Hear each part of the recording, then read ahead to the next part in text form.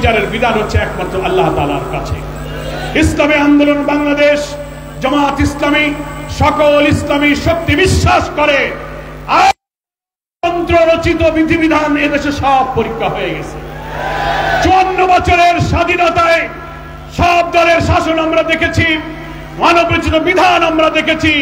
একটাই শুধু পরীক্ষা হতে বাকি, কুরআনের আইন আর সৎ নেক মানুষের নেতৃত্ব হলে রাষ্ট্রটা কেমন হবে, জাতির শুধু সেটাই দেখতে বাকি আছে।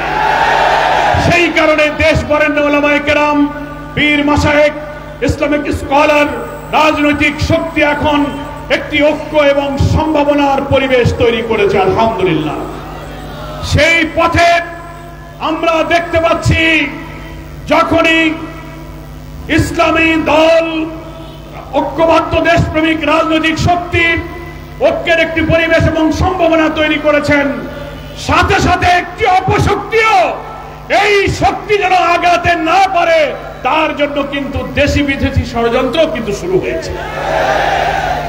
দুর্ভাগ্যজনক, চরমনায় পীর সাহেবের মতো একজন আল্লাহর ওলি নেক মানুষের বিরুদ্ধেও কোন কোন রাজনৈতিক দল গণমাধ্যমে যে কথা বলছেন আমরা তার ধিক্কার জানাই, নিন্দা জানাই। এটা তার বিরুদ্ধে বক্তব্য নয়, ইসলামী মূল্যবোধের প্রতীক যিনি, তার বিরুদ্ধে কথা বলার অর্থ হলো ইসলামী সমাজ, রাষ্ট্র, ঐতিহ্য এবং আদর্শের বিরুদ্ধে কথা বলা। আপনারা লক্ষ্য করেছেন আমাদের সংগ্রামী আমির, বাংলাদেশ জামাতে ইসলামীর আমির ডক্টর শফির রহমানের বিরুদ্ধেও এত কটূক্তি, কুরুচিপূর্ণ বক্তব্য সোশ্যাল মিডিয়াতে পোস্ট দিয়ে তাকেও কিন্তু অত্যন্ত খারাপ ভাবে বিকৃত করে উপস্থাপন করা হচ্ছে। বাংলাদেশের ইসলামী আন্দোলনের পক্ষে যারা থাকেন, ইসলামী সমাজ এবং রাষ্ট্রের কথা যারা বলেন, চাঁদাবাজি, মস্তানি, খুন, ধর্ষণ, নারী নির্যাতন, ঘুষ এবং মানব রচিত তন্ত্রমন্ত্রের বিরুদ্ধে যারা একটি নতুন সমাজ গড়ার স্বপ্ন দেখছেন, সেই নেতৃবৃন্দের বিরুদ্ধে এই অপপ্রচার হচ্ছে একটি ষড়যন্ত্রের অংশ। আমরা এর যেমন তীব্র নিন্দা জানাই। জাতীয় রাজনীতিতে যারা ভূমিকা রাখছেন, সকল দল মত নির্বিশেষে আমরা বলবো, দেশবাসীর কাছে আপনি আপনার আদর্শ তুলে ধরুন। আপনার চরিত্র আদর্শ যদি জনগণ পছন্দ করে, লোকেরা আপনাকে ভোট দেবে। কিন্তু আপনি ব্যক্তির বিরুদ্ধে মিথ্যা প্রচার করেন কেন, অসত্য তথ্য দেন কেন? যারা জীবনে একটি মিথ্যা বলে নাই, চুরি করে নাই, হারাম খায় নাই, তাদের বিরুদ্ধে অশ্লীল কথা বলে আপনি আপনার নিজের চরিত্রকে আপনি ধ্বংস করে দিয়েছেন। আমার প্রিয় ভাইরা, একটি বৈষম্যহীন, সুবিচারপূর্ণ ইসলামী কল্যাণ রাষ্ট্রের মধ্যেই কিন্তু এখন 18 কোটি মানুষের মুক্তি। কি বলেন, ঠিক কিনা? যদি কেউ লোভ দেয়, ভয় দেখায়, এই ঐক্য যে অটুট, পীর মাশায়েখ, আধুনিক শিক্ষিত, আলিয়া, কওমি, সমস্ত ঘরানা এবং ফেরলার লোক, সমস্ত ফেরকার লোক আজকে আমরা ঐক্যবদ্ধ হয়ে, জাতি এখন দুই ভাগে বিভক্ত। কারা আল্লাহর আইনের ভিত্তিতে একটি ইসলামিক কল্যাণের শাসন চায়, আর কারা চায় না, জাতি সমান দুই ভাগে ভাগ হয়ে গেছে। আমরা আল্লাহ তাআলার দ্বীনের পক্ষে থাকবো। কি বলেন, ঠিক কিনা? আমার ভাইরা, এমন নতুন বাংলাদেশ আমরা চাই যেখানে ক্ষুধা, দারিদ্র, অনাচার, অবিচার থাকবে না, অন্নহীনের মর্ম ব্যথা, বস্ত্রহীনের আকুতি থাকবে না, অর্থ পাচার, লুটপাট, আইন আদালতকে অপব্যবহার করে ভিন্ন মতকে দমন করা, আলেম ওলামা, পীর মাশায়েখকে কারাগারে ঢুকিয়ে দিয়ে হাজার হাজার লোককে বন্দী করে নির্যাতন করা হয়েছে। নিরপরাধ মানুষকে কারাগারে নিয়ে বৃদ্ধ বয়সে ফাঁসিতে ঝুলিয়ে হত্যা করা হয়েছে। আলেম ওলামাদেরকে মর্যাদা দেওয়া হয় নাই, ক্রস ফায়ার, রিমান্ড, জঙ্গি বানিয়ে 16-17টা বছরের কালো যুগে একটি ফ্যাসিবাদী শাসন আমরা পার করেছি। আমরা আগামী জাতীয় নির্বাচনকে এই কারণে নিরপেক্ষ করার দাবি করে বলেছি, নির্বাচন নিরপেক্ষ করতে গেলে অন্তর্বর্তীকালীন সরকারকে অবাধ এবং সুষ্ঠু নির্বাচনের জন্য একটি নিরপেক্ষ ইলেকটোরাল সিস্টেম প্রয়োজন। পিআর পদ্ধতিতে নির্বাচনের দাবি আমরা করেছি, সেটা চালু করতে হবে। নির্বাচনের আগে প্রশাসনের ঘাপটি মেরে পড়ে থাকা ফ্যাসিবাদের দোসর যারা আছে তাদেরকে সেখান থেকে বিদায় করতে হবে। আমরা বলেছি সংস্কারের জন্য যে প্রচেষ্টা চলছে, জাতীয় ঐক্যমত্য কমিশন, ডক্টর প্রফেসর ইউনূস হচ্ছে সেই ন্যাশনাল কনসেনসাস কমিশনের চেয়ারম্যান, ডক্টর আলী রিয়াজ তার কো চেয়ারম্যান, জামাত ইসলামী, ইসলামী আন্দোলন বাংলাদেশ সহ সবাই আমরা সেখানে সরকারকে সাহায্য করছি। কিন্তু কি কারণে গুরুত্বপূর্ণ কমন ইস্যুতে আমরা ঐক্যবদ্ধ হতে এখনো দেরি করছি? অনেকে বলেন, আমাদের উপরে দোষ চাপান যে সংস্কারের জন্য আমরা পিআর পদ্ধতি দাবি করে নির্বাচনের আগে মানবতা বিরোধী অপরাধীদের বিচার আমরা চেয়েছি, তাদের শাস্তি দিতে হবে। এই সব সংস্কার, বিচার আর পিআরের কথা বললে তারা বলেন যে আমরা নাকি নির্বাচনকে বিলম্বিত করার চেষ্টা করছি। আমরা যদি তার কাউন্টার কথা বলি, আপনাদের যাদের কারণে সংস্কার বিলম্বিত হচ্ছে, নিজেরা যাদেরকে বড় মনে করেন, আপনাদের এইটার কারণেও তো নির্বাচন বিলম্বিত হচ্ছে। ফলে ফ্যাসিবাদ বিরোধী আন্দোলনের সবাই আমরা যারা ভূমিকায় ছিলাম, আমি অনুরোধ জানাবো, আসুন জাতির কমন ইস্যুতে আমরা ঐক্যমত্য হয়ে যাই। মানবতা বিরোধী অপরাধের ফ্যাসিস্ট হাসিনা যা করেছে এই জাতির উপরে, নির্বাচনের আগে তার বিচার দৃশ্যমান না হলে এদেশের জনগণ কোন নির্বাচন হতে দেবে না। সংস্কার চাই, পিআর চাই।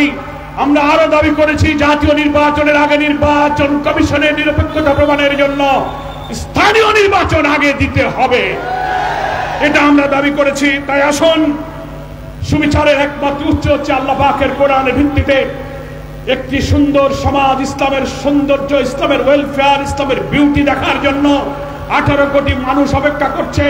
হিন্দু মুসলিম সমস্ত ধর্ম বর্ণের মানুষ, আল্লাহর বিধান জারি হলে তারা সবাই নিরাপদে থাকে। এই ঐক্যের পথে, সমঝোতার পথে যে কোনো ষড়যন্ত্র, যে কোনো লোভ লালসা থেকে আমরা সকলে মুক্ত হয়ে আমরা যেন এই ঐক্যের ধারাকে এগিয়ে নিয়ে যেতে পারি। ইসলামী আন্দোলন বাংলাদেশের পক্ষ থেকে জামাত ইসলামী নেতৃবৃন্দকে এই সমাবেশে আমন্ত্রণ জানিয়ে আমাদেরকে কৃতজ্ঞতা ভাষা আবদ্ধ করেছেন। আমি জামাত ইসলামের পক্ষ থেকে ইসলামী আন্দোলন বাংলাদেশ, তার সম্মানিত আমির মুফতি সৈয়দ মোহাম্মদ রেজাউল করিমকে আন্তরিক ধন্যবাদ জানিয়ে, মহান আল্লাহ তাআলার কাছে শুকরিয়া জানিয়ে আমি আমার বক্তব্য শেষ করছি। ওমা তৌফিক ইল্লা বিল্লাহ, হাযা মা ইনদি, আল ইলমু ইনদাল্লাহ, আলাইহি তাওয়াক্কালতু ওয়া ইলাইহি উনীব। আসসালামু আলাইকুম ওয়া রাহমাতুল্লাহি ওয়া বারাকাতুহু।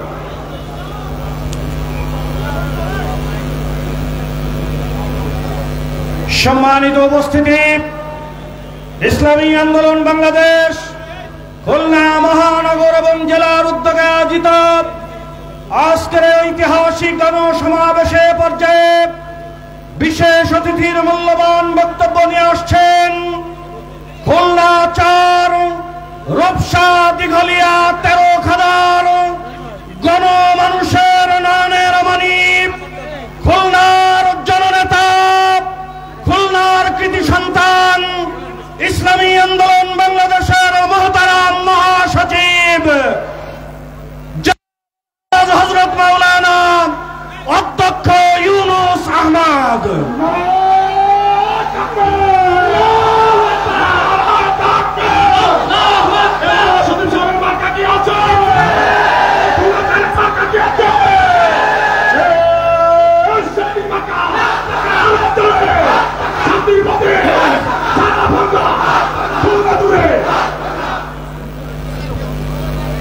السلام عليكم ورحمة الله وبركاته. نحمده ونشكره ونصلي على رسوله الكريم. ইসলামী আন্দোলন বাংলাদেশ খুলনা মহানগর জেলা শাখা কর্তৃক আয়োজিত আজকের এই বিশাল সমাবেশের সভাপতি, প্রধান অতিথি, ইসলামী আন্দোলন বাংলাদেশের মহতারাম আমির পীর সাহেবুল চরমনাই, বিশেষ অতিথি হিসাবে উপস্থিত রয়েছেন বাংলাদেশ জামাত ইসলামী সেক্রেটারি জেনারেল অধ্যাপক মিয়া গোলাম পরোয়ার, বাংলাদেশ খেলাফত মজলিস এনসিপি সহ বিভিন্ন সংগঠনের জেলা নগর নেতৃবৃন্দ, সাংবাদিক বন্ধুগণ, সর্বস্তরের ভাইরা, ইসলামী আন্দোলন বাংলাদেশ কি চায় জাতির কাছে স্পষ্ট হয়ে গেছে। এক কথায় ইসলাম দেশ মানবতার কল্যাণে ইসলামী আন্দোলন বাংলাদেশ এদেশে রাজনীতি করে। ইসলামী আন্দোলন বাংলাদেশ মজলুম জনতার মুখপাত্র। ইসলামী আন্দোলন বাংলাদেশ নির্যাতিত জনগোষ্ঠীর মুখপাত্র। ইসলামী আন্দোলন বাংলাদেশ অধিকার বঞ্চিত মানুষের মুখপাত্র। এ কারণেই ইসলামী আন্দোলন বাংলাদেশ যখন দেখে মানুষ নির্যাতিত হচ্ছে, সাথে সাথে প্রতিবাদ করতে ময়দানে নেমে আসে। আমরা এতটুকু বুঝি, এদেশের ব্যবসায়ী মহল নিরাপদে ব্যবসা করবে, তাদের কেউ বাধা দিবে না, বিঘ্নতা সৃষ্টি করবে না, তাদের কাছে চাঁদা চাবে না। কিন্তু যখনই দেখি আমার ব্যবসায়ী ভাইয়েরা চাঁদার কারণে অতিষ্ঠ হয়ে গেছেন, ইসলামী আন্দোলন বাংলাদেশ তখন চুপচাপ বসে থাকতে পারে না। ইসলামী আন্দোলন বাংলাদেশ যখন দেখে রিক্সাওয়ালারা রিক্সা চালাবে, ভ্যানওয়ালারা ভ্যান চালাবে, মাঝি নৌকা চালাবে নির্বিঘ্নভাবে, কিন্তু একদল মানুষ তাদেরকে বিঘ্নতা সৃষ্টি করে, চাঁদা চায়, ইসলামী আন্দোলন বাংলাদেশ তখন আর চুপচাপ বসে থাকতে পারে না। ইসলামী আন্দোলন বাংলাদেশ চায় অফিসের ফাইল চলবে ঘুষ ছাড়াই, কিন্তু যখন দেখি ঘুষ ছাড়া ফাইল চলে না, এই অবস্থায় ইসলামী আন্দোলন বাংলাদেশ বসে থাকতে পারে না। আমার ভাইয়েরা, এদেশের খেতে খাওয়া মানুষ, তারা বিলাসবহুল গাড়ি বাড়ি চায় না, চায় তাদের অধিকার মোটা ভাত মোটা কাপড়ে জিন্দিগি যাপন করতে। কিন্তু একদল মানুষ তারা এদেরকে শোষণ করে নিজেরা বিলাসবহুল বাড়ি গাড়ি করবে, আর তারা সাধারণ মানুষ কষ্ট পাবে, নির্যাতনের শিকার হবে, হয়রানির শিকার হবে, অধিকার বঞ্চিত হবে। এই অবস্থায় আমরা চুপচাপ বসে থাকতে পারি না। আমার ভাইয়ের এই জন্য আমরা বলেছি যে গণহত্যার বিচার করতে হবে। আজকে যদি গণহত্যার বিচার হতো, এই অর্গানটা আমরা দেখতে হতো না। কেন বিচার হচ্ছে না জানি না। আমরা চাই এমন একটা রাষ্ট্র কায়েম হোক, এমন একটা সমাজ ব্যবস্থা কায়েম হোক যেখানে খুনি সাহস পাবে না খুন করতে। এই গণহত্যার বিচার যদি না হয়, আবারও অনেক পায়ের খোল খালি হতে পারে। এই দৃশ্য আমরা দেশে দেখতে চাই না। আমরা চেয়েছিলাম মৌলিক সংস্কার। মৌলিক সংস্কার না হলে কি আপনারা দেখেছেন আজকে প্রত্যেকটা রন্ধে রন্ধে যেভাবে অন্যায়, জুলুম, অত্যাচার, চাঁদাবাজি, খুন খারাপি, রাহাজানি যেভাবে চলছে, যদি সত্যিকারের সংস্কার হতো, বিশেষ করে পুলিশ, বিচার বিভাগ, প্রশাসন সংস্কারের আওতা না হতো, এই অবস্থা দেখতে হতো না। এর জন্য সংস্কার কথা বলেছি। আর কি বলেছি, সুষ্ঠু একটা নির্বাচন দিতে হবে, পিআর পদ্ধতিতে। কি হবে তাহলে? কালো টাকা সরাসরি থাকবে না, পেশি শক্তির প্রভাব থাকবে না। কিন্তু এই বিষয় মানতে কেন একদল আপত্তি করে আমাদের বুঝে আসে না। মানুষ চাচ্ছে একটা বিকল্প ব্যবস্থা, বিকল্প অবস্থা।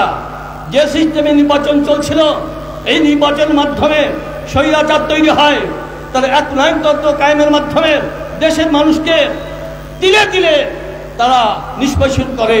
এই অবস্থা আমরা দেখতে চাই না। এই জন্য এমন একটা নির্বাচন সিস্টেম বলেছি, পিআর সিস্টেম, যাতে করে প্রত্যেকটা দলের সদস্য সংসদে যেতে পারে, সুন্দর একটা জাতীয় সরকারের রূপ নিতে পারে, এদেশের মানুষ শান্তির মুখ দেখতে পারে। আমার ভাইরা, আনুষঙ্গিক দু একটা কথা বলে শেষ করতে চাই। পীর সাহেব চরমায় অশালীন বক্তব্যে তাকে ভূষিত করা হয়েছে। যে ব্যক্তির মেহনতের উসিলায় হাজার হাজার মানুষ, চোর, ডাকাত, মস্তান, সন্ত্রাসী, চাঁদাবাজ ইসলামের সাথে সজ্জিত হলো, তাদেরকে যদি, সেই পীর সাহেবকে যদি ভণ্ড বলা হয়, এদেশ মানুষকে মেনে নিতে পারবে এটা?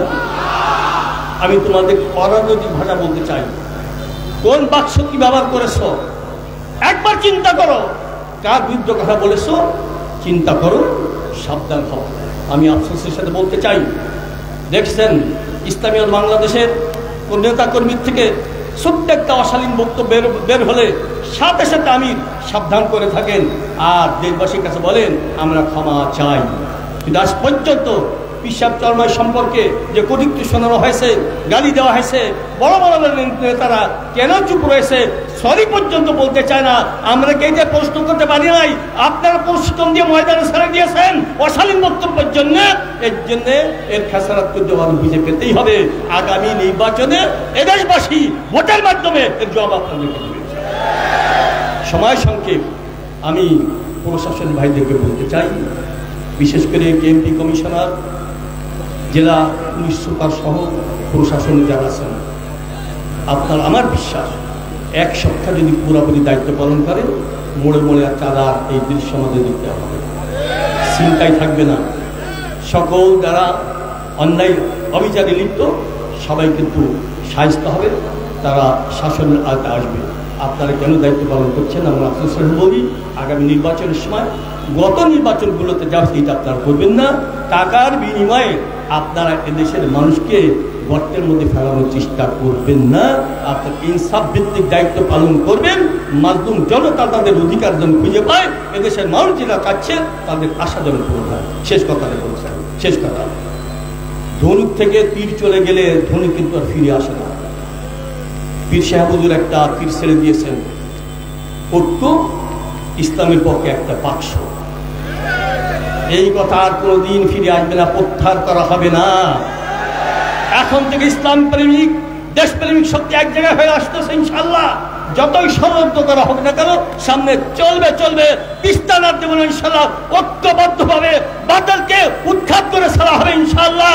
মুসলিম মানুষের অধিকার করতে হবে। আলহামদুলিল্লাহ, ইসলামী বাংলাদেশ খুলনা মহানগর জেলা শাখাকে ধন্যবাদ জানাই।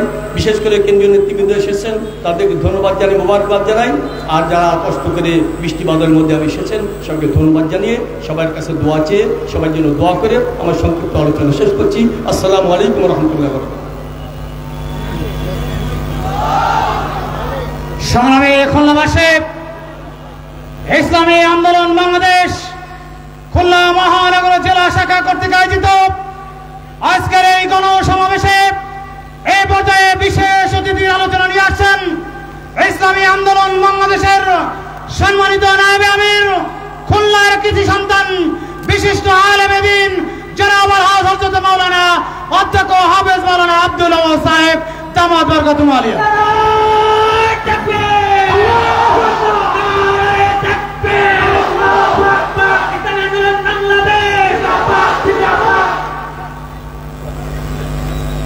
السلام عليكم ورحمة الله وبركاته. الحمد لله والصلاة والسلام على رسول الله وعلى آله وأصحابه أجمعين.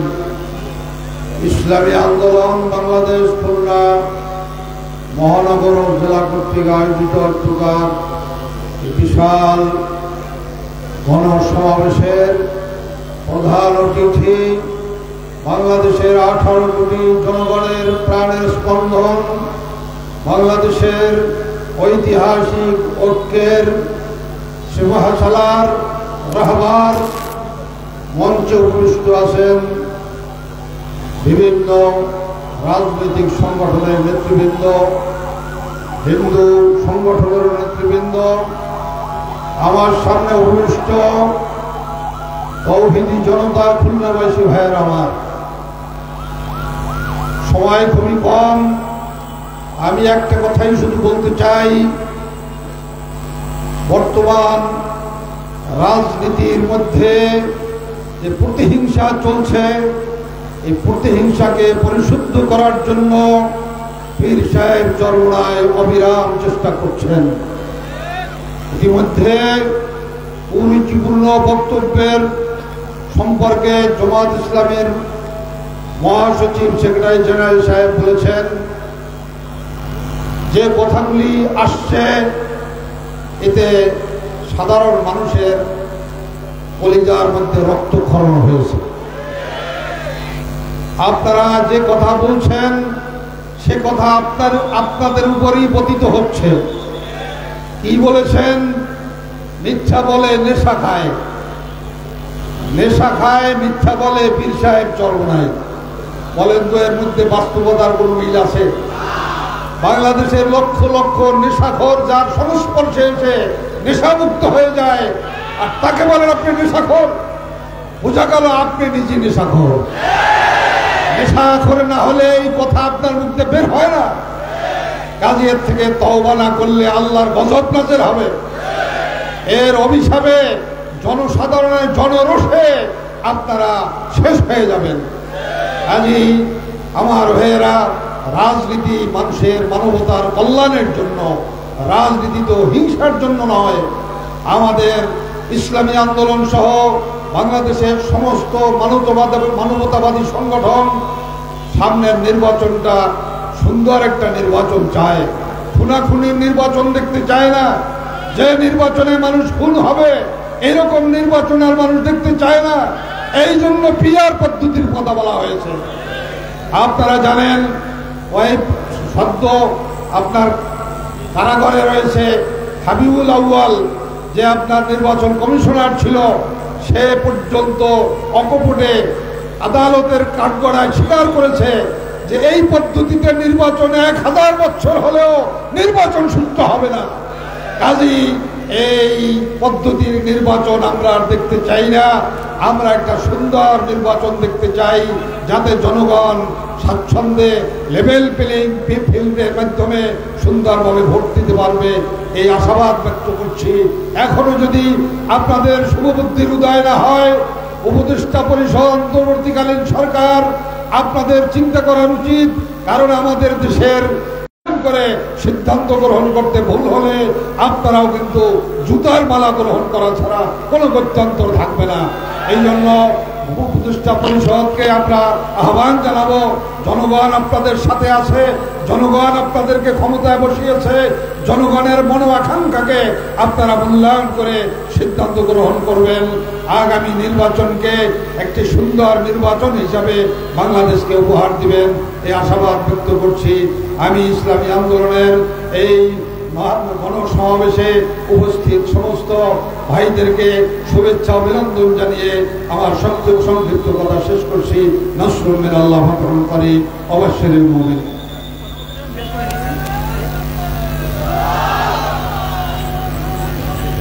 সম্মানিত খুলনাবাসী, প্রয়োজনীয় রাষ্ট্র সংস্কার, গণহত্যার বিচার, পিআর পদ্ধতিতে সুষ্ঠু নির্বাচনের দাবিতে, বন্ধ মিল কলকারখানা চালুর দাবিতে আজকের ঐতিহাসিক গণসমাবেশে এ পর্যায়ে প্রধান অতিথির মূল্যবান ভাষণ নিয়ে আসছেন বাংলার কোটি কোটি জনতার স্পন্দন, বঙ্গের অভিভাবক, ঐতিহাসিক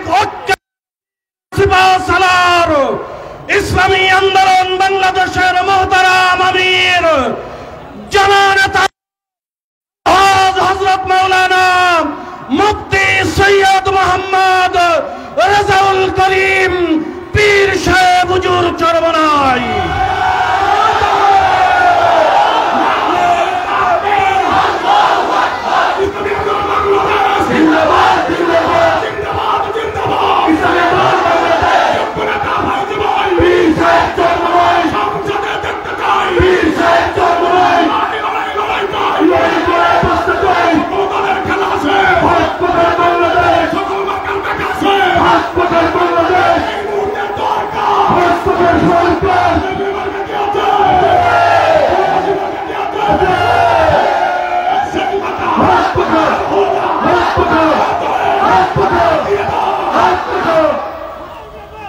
السلام عليكم ورحمة الله وبركاته.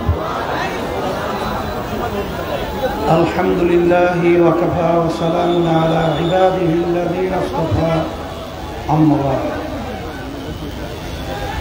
فأعوذ بالله من الشيطان الرجيم. بسم الله الرحمن الرحيم. ظهر الفساد في البر والبحر بما كسبت أيدي الناس. صدق الله العلي العظيم. সবাই দুরূদ শরীফ পড়ি। আল্লাহুম্মা সাল্লি আলা সাইয়্যিদিনা ওয়া হাবিবিনা ওয়া মাওলানা মুহাম্মদ সাল্লাল্লাহু আলাইহি ওয়া আলা আলিহি ওয়া আসহাবিহি ওয়া বারাক ওয়া সাল্লাম। ইসলামী আন্দোলন বাংলাদেশ খুলনা জেলা মহানগর শাখা কর্তৃক আয়োজিত আজকের সমাবেশে সম্মানিত সভাপতি, মঞ্চ ইসলামী আন্দোলন বাংলাদেশের কেন্দ্রীয় সম্মানিত নায়েবে আমির, মহাসচিব সহ বিভিন্ন দায়িত্বশীল, মঞ্চের জামাত ইসলামী সহ অন্যান্য এনসিপি, গণ অধিকার, এবি পার্টি সহ হিন্দু জোটের এই আবহাওয়ার মধ্যেও আপনার যে ত্যাগ দেখিয়েছেন, এর মাধ্যমে প্রমাণিত হয়েছে যে এ দেশের ভিতরে আর চাঁদাবাজ, খুনি, গুমি বাংলার জমিনে টিকতে পারবে না ইনশাআল্লাহ।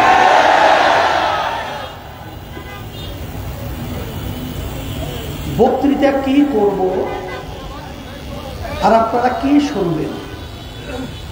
আলহামদুলিল্লাহ, এমনকি আমার একটা রিকশাওয়ালা ভাই পর্যন্ত আজকে বর্তমানে দেশের অবস্থান তাদের অনেকটাই ভালো জানা আছে। তবে একটু স্মরণ করে দেওয়ার জন্য বলছি, এই বাংলাদেশ স্বাধীন করতে গিয়ে লক্ষ লক্ষ মানুষ জীবন দিয়েছিল, পঙ্গু হয়েছে। যেই আশা এবং আকাঙ্ক্ষা নিয়ে দেশ স্বাধীন করল, মৌলিক তিনটা স্লোগান: সাম্য, মানবিক মর্যাদা, ন্যায় বিচার প্রতিষ্ঠা। কিন্তু 53 বছরে যারা দেশ পরিচালনা করেছে তাদের মাধ্যমে কি একটাও বাস্তবায়িত আমরা দেখেছি? বরঞ্চ আমরা কি পেয়েছি?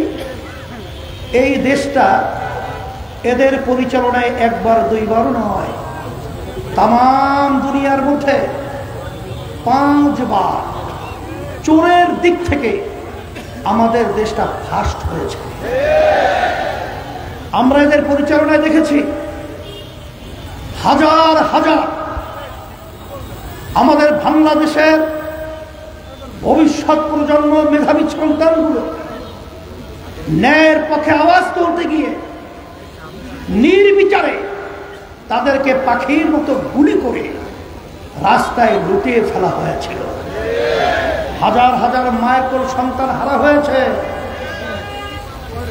প্রায় 500-র মতো আমার ভাইরা তাদের চক্ষুকে হারিয়েছে, আর কোনদিন আলো দেখতে পাবে না। হাজার হাজার মানুষ আজকে পঙ্গু হয়েছে। এদেশে এই টাকা আজকে ট্যাক্স, ভ্যাটের মাধ্যমে সরকারি কোষাগারে জমা হয়, আর তারা ওখানে ক্ষমতার মসনদে বসে এই টাকা বিদেশে পাচার করে। এই দেশের ভিতরে তাম দুনিয়ার ইতিহাস বিরল আয়না ঘর, যা কোনোদিন শুনি নাই, কোনোদিন মানুষ দেখে নাই। সেই নির্যাতনের ইতিহাসে মানুষের প্রসন্তান হয়ে যায়, সেই ইতিহাস বাংলাদেশে হয়েছে আয়না ঘর। এখন আমরা ভাইদেরকে বলবো, 5ই আগস্টের পরে এই দেশটা গঠন করার সুন্দর একটা পরিবেশ তৈরি হয়েছে। এখন এই সুযোগে যদি আমরা সদ্ব্যবহার করতে না পারি, তাইলে আমাদের গ্রাম্য একটা প্রবাদ বাক্য রয়েছে, যেই লাউ সেই কদু। এখন সেই লাউ কদু কি আবার দেখতে চান? আল্লাহ রাব্বুল আলামিন বলেছেন, যে জাতি নিজেদের ভাগ্যের পরিবর্তন তারা না ঘটায়, আমি ঘটাই না। সেই হিসেবে আমি সকল ক্ষুধার্ত আহ্বান জানাবো, আমরা যেন আর কেউ চাঁদাবাজদের সহযোগী না হই, খুনিদের সহযোগী না হই, আয়নাগরদের সহযোগী না হই, টাকা পাচারকারীদের সহযোগী না হই। বাংলার জমিনকে চাঁদা মুক্ত দেশ ঘোষণা করতে হবে, বাস্তবায়ন করতে হবে। আর আমরা সেই মায়ের কলিজা ফাটা চিৎকার শুনতে চাই না। মা যখন কলিজা ফাটা চিৎকার দেয়, আজকে কয়েকদিন পর্যন্ত আমার সন্তান আমাকে মা বলে ডাক দেয় না। সে মায়ের কান্না শব্দ আর শুনতে মন চায় না। সেই সোহাগের মতো আমার বাংলাদেশের সন্তানকে আমাদের দেশে হত্যা করা হলো, তাকে মারা হলো, এরপরেও তার উপরে উঠে তারপর চিত্ত বিনোদন করলো। এই দৃশ্য বাংলার মানুষ দেখতে চায় না। এই জন্য আমার ভাইদেরকে বলবো, ত্যাগ ছাড়া, নড়াচড়া ছাড়া, মার যদি ফাঁকা থাকে আগাছা জন্মাইবে।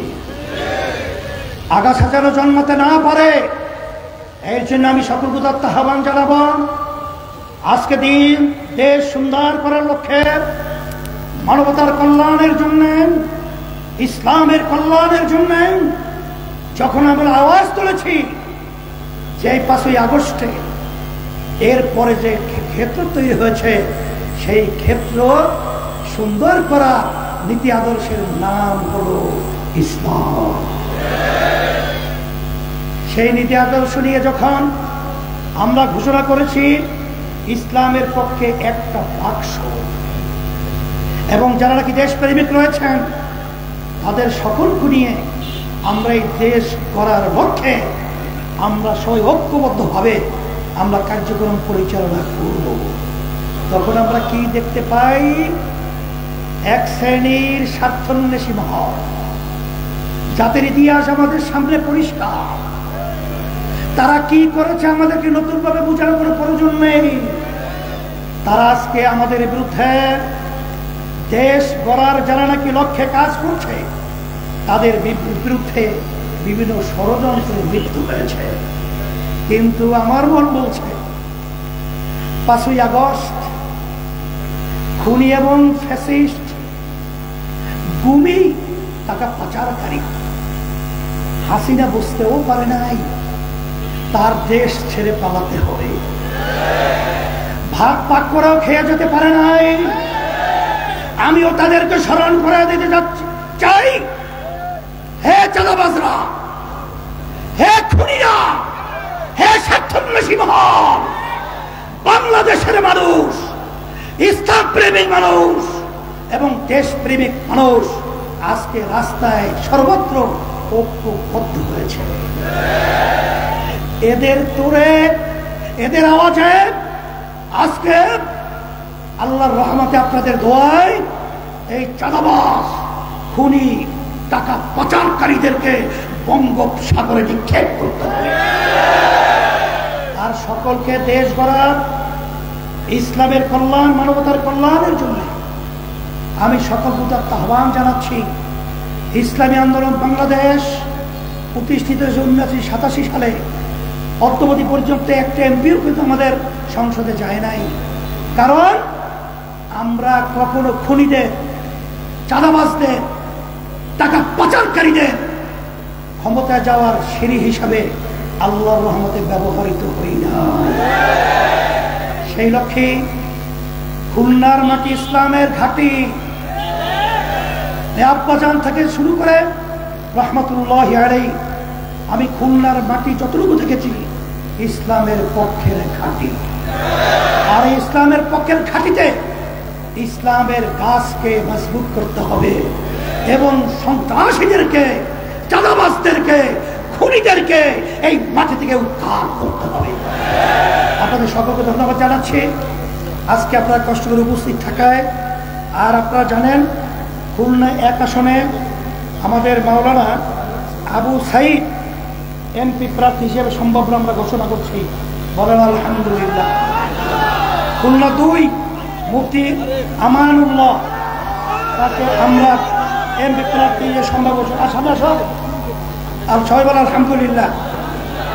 খুলনা 3 হাফেজ মাওলানা অধ্যক্ষ আব্দুল আউয়াল, নায়েবে আমির ইসলামী আন্দোলন বাংলাদেশ, তাকে আমরা ইসলামের পক্ষে হাত পাকা প্রতীক দিয়ে আপনাদের কাছে আমানত হিসেবে রেখে গেলাম।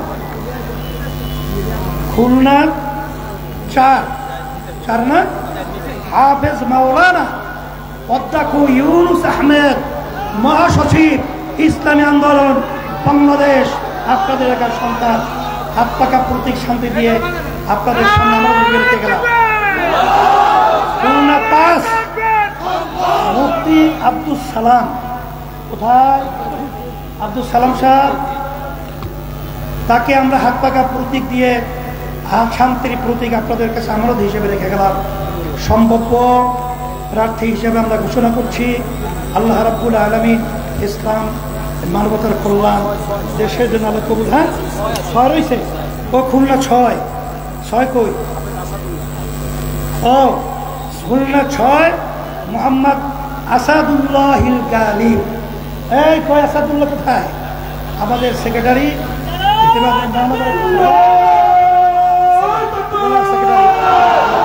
আলহামদুলিল্লাহ। اللهم ربنا آتنا في الدنيا حسنة وفي الآخرة حسنة وقنا عذاب النار برحمتك يا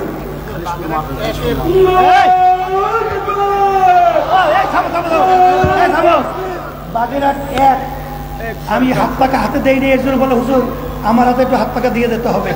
আমাদের এই মজিবুর রহমান শামীম ভাই, আল্লাহর আমাদের তার হাতে আমি হাত পাকা প্রতীক দিয়ে শান্তির লক্ষ্যে আপনাকে আমরা জীবনে আল্লাহ কবুল করুন।